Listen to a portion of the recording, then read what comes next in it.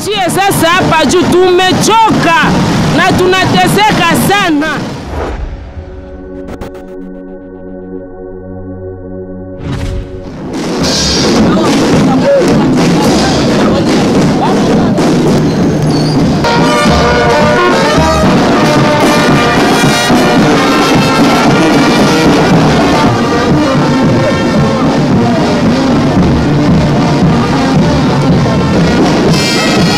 Aujourd'hui, nous sommes en train de célébrer le 10e anniversaire de la publication du rapport Mapping.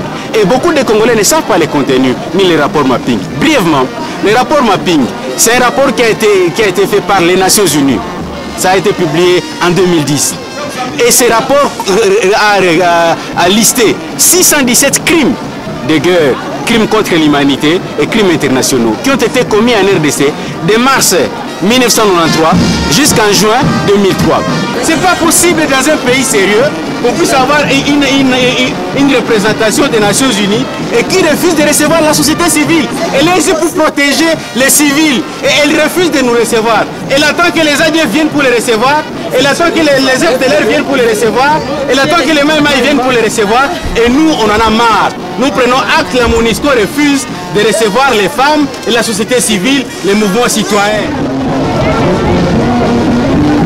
Nous, acteurs de la société civile de la province du Nord Kivu, animés par l'esprit patriotique et considérant qu'après 2 décennies de conflit, un état de droit n'est possible qu'à travers une justice transitionnelle garantissant la non-répétition des crimes et la réparation pour les victimes.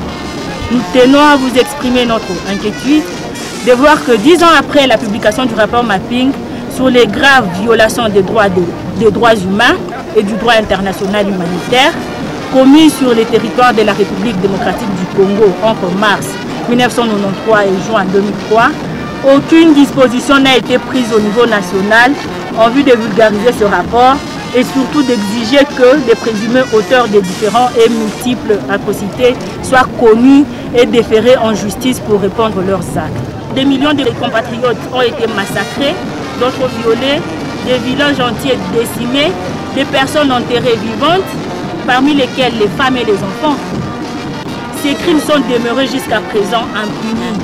Et il est inquiétant de voir que la roue de la mort continue à tourner dans notre pays à travers de nouveaux massacres perpétrés après la publication de ces rapports dont le contenu est ignoré par la majorité du peuple congolais.